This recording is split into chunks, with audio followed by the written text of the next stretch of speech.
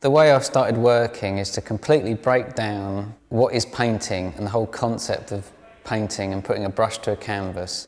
Putting all the things you've been taught and what you know as painting into a bag and shaking it all up and turning it upside down and inside out.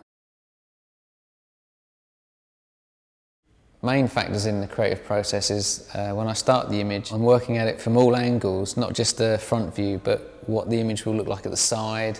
As you move around it, does it change? That's where the dimensional comes into it, where I'm having to think for every different angle you see the painting at for it to make sense, where there's no kind of grey area where, well, why is that line there, what's that doing there? It all, in my mind, has to make sense. To have so many different kind of variables in a painting, to have changing elements, you're literally walking around it to see different things within the piece and how it changes, not just changes your perspectives, but actually sometimes the meaning can change within a painting. My painting, I like to paint with gestures in terms of using light and colour and shadow and different materials, painting with not necessarily paint, but painting with light, with chrome and sand texture or shadow or reflections, frosted colours or sharp colours, like blurry and focused.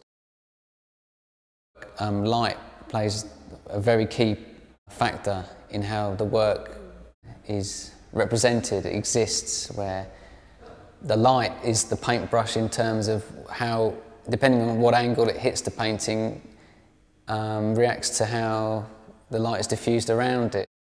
And I get that kind of expression within the light, if you like, where if you move around the painting, you know, the light can change his face or things can disappear.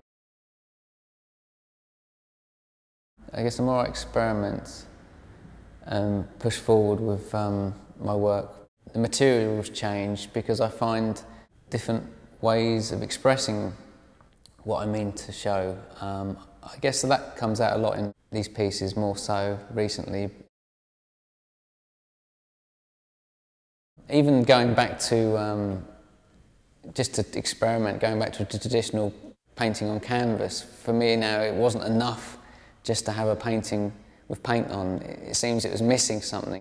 For me it's the more the merrier with what I'm kind of trying to convey.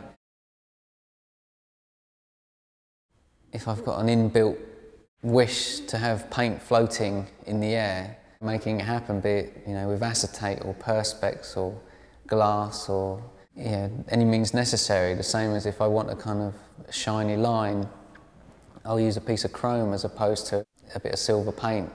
It's almost taking that feeling to its extremity, whereas you can't get more silver than chrome as an effect as opposed to silver paint. So it's just kind of upping the kind of intensity on the kind of the buttons, if you like, of the image.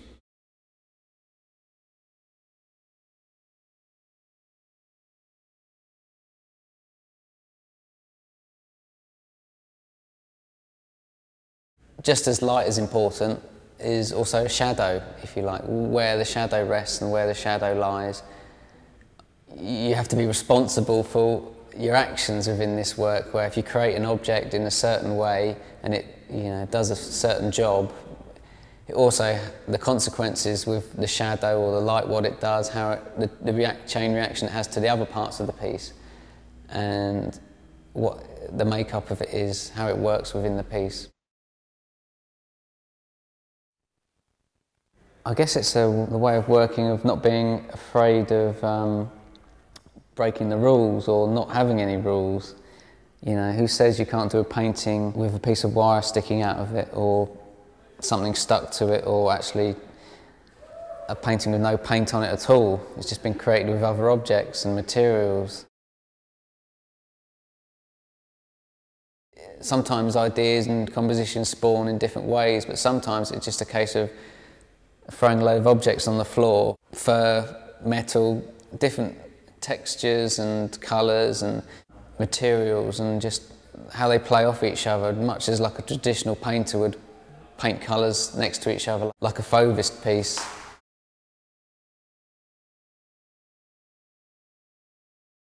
People ask me why the work's so different in this show, but really in my mind's eye, it's all along the same way of thinking, the same path, where each piece starts as a number of questions in terms of, you know, what do I want to represent, what feelings do I want to show, how best to show it.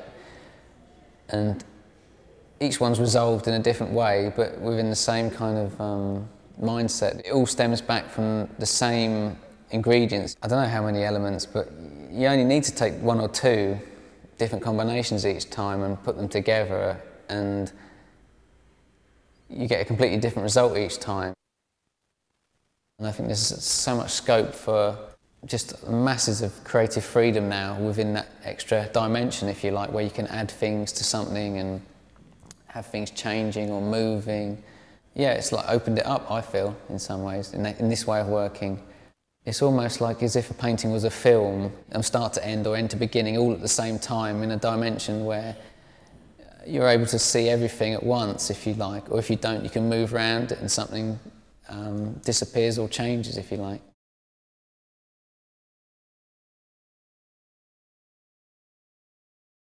Everybody gets a different experience depending on where you're standing or what the light's doing at the time of day or how tall you are, how short you are.